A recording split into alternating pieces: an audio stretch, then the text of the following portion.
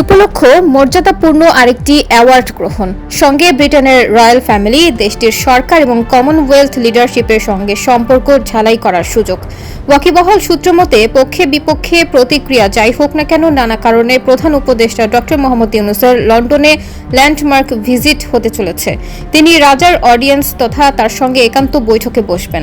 সেগুনবাগিচার নথিপত্র বলছে, কোনো বাংলাদেশের সঙ্গে ব্রিটিশ রাজ পরিবারের এমন অডিয়েন্স এটাই সম্ভবত প্রথম।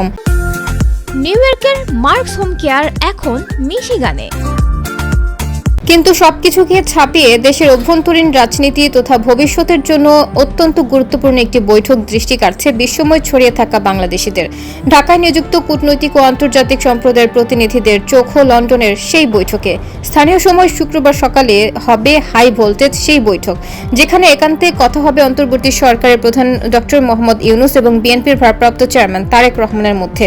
গত কমাস ধরে রাজনীতিতে এক ধরনের অস্থিরতা চলছে, বিশেষ করে ভোটের সম্ভাব্য সময় নিয়ে। এপ্রিলে ভোটের ঘোষণাকে বিএনপি মেনে নেয়নি, আবার এক বাক্যে প্রত্যাখ্যানও করেননি। শুক্রবার বৈঠকে ভোটের দিনক্ষণ, সংস্কার, জুলাই সনদ সহ সংশ্লিষ্ট অন্যান্য বিষয়ে কি বোঝাপড়া হয় তা নিয়ে রাজনৈতিক অঙ্গনে কৌতূহল। রাজনীতি সংশ্লিষ্ট অনেকে মনে করেন, রোজার আগে আগামী বছরের ফেব্রুয়ারিতে ভোটের সময় নির্ধারণ করতে পারলে রাজনৈতিক বোঝাপড়া স্বস্তি দেখা হতো। রাজনৈতিক বোদ্ধারা মনে করেন, আসন্ন লন্ডন বৈঠকে হয়তো সরকার এবং বিএনপির অবস্থানের মধ্যবর্তী অর্থাৎ ডিসেম্বর বা এপ্রিল নয়, ফেব্রুয়ারিতে ভোটাভুটির প্রশ্নে সমঝোতা হতে পারে।